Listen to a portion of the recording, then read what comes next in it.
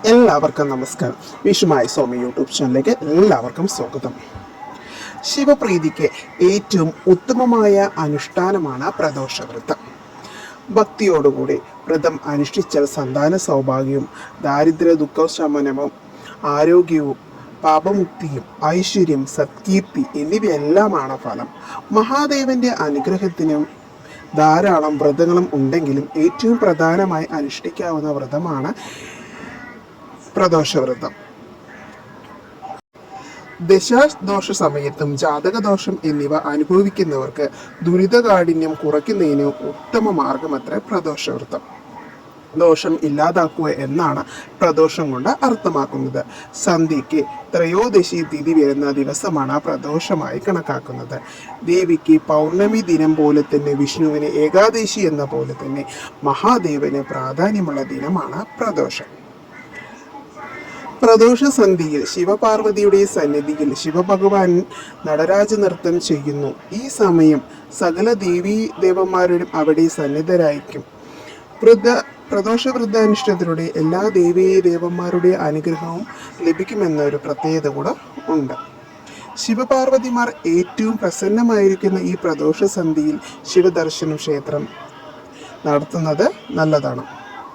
വ്രതം അനുഷ്ഠിക്കാൻ സാധിക്കാത്തവർ അന്നേ ദിവസം ശിവക്ഷേത്ര ദർശനം നടത്തി ശക്തിയിൽ അവരെ കൊണ്ട് കഴിയുന്ന രീതിയിൽ വഴിപാടുകൾ നടത്തുന്നത് അതിവിശിഷ്ടമാണ്. പ്രദോഷ സന്ധ്യയിൽ ശിവഭജനം നടത്തിയ സന്താന ലാഭം, ആരോഗ്യ, സന്തുഷ്ട കുടുംബജീവിതം എന്നിവയൊക്കെ സ്വായത്തമാക്കാം. അന്നേ ദിവസം ശിവപുരാണം പാരായണം ചെയ്യുന്നത് ഉത്തമമാണ്. കഴിയുന്നത്ര തവണ പഞ്ചാക്ഷരി മന്ത്രം ജപിക്കുന്നതും പഞ്ചാക്ഷരി ശോസ്ത്രം, ശിവസഹസ്രനാമം, ശിവാഷ്ടകം എന്നിവയൊക്കെ ജപിച്ചുകൊണ്ടിരിക്കുന്നതും പ്രദോഷ ദിവസം മുഴുവൻ മഹാദേവനെ ഭജിച്ചുകൊണ്ടിരിക്കുന്നതും നല്ലതാണ്. പ്രദോഷ ദിനത്തിൻ്റെ തലേദിവസം മുതൽ വ്രതം ആരംഭിക്കണം. തലേന്ന് ഒരിക്കലൂണ് നിർബന്ധമാണ്. പ്രദോഷ ദിനത്തിൽ രാവിലെ പഞ്ചാക്ഷരി മന്ത്രത്തോടുകൂടി ശിവക്ഷേത്ര ദർശനം നടത്തി കൂവളത്തില കൊണ്ട് അർച്ചന, കൂവളമാല സമർപ്പണം, പിറകു വിളക്ക്, എണ്ണ, ജലധാര എന്നിവ നടത്തുക. പകൽ മുഴുവൻ ഉപവാസമിരിക്കണം. അതിനുശേഷം ഉച്ചയ്ക്ക് ക്ഷേത്രത്തിൽ നിന്നുള്ള നിവേദ്യം കഴിക്കുന്നവർക്ക് കഴിക്കാം. പഞ്ചാക്ഷരി സ്തോത്രവും ശിവസഹസ്രനാമവും ശിവാഷ്ടകവും എന്നിവ ഭക്തിപൂർവ്വം ചൊല്ലുന്നതും. ആ ദിവസം എണ്ണ തേച്ച് കുളിപ്പാടില്ല. സന്ധ്യയ്ക്ക് മുമ്പായി കുളിച്ച് ശിവക്ഷേത്ര ദർശനം നടത്തണം.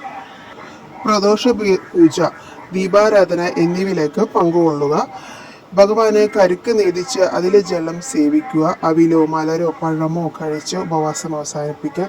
ദീപാരാധനയ്ക്ക് ശേഷം ക്ഷേത്രത്തിൽ നിന്നുള്ള ചോറ് വാങ്ങി കഴിക്കാവുന്നതാണ്. ഇങ്ങനെ ചെയ്യുന്ന മൂലം നിങ്ങളുടെ എല്ലാവിധ ദോഷങ്ങൾ മാറ്റിത്തരുമെന്നാണ് ഭഗവാൻ പറയുന്നത്. ഭഗവാന്റെ എല്ലാ അനുഗ്രഹവും എല്ലാവർക്കും ഉണ്ടാവട്ടെ എന്ന് പ്രാർത്ഥിച്ചുകൊണ്ട് നിർത്തുന്നു. നന്ദി, നമസ്കാരം.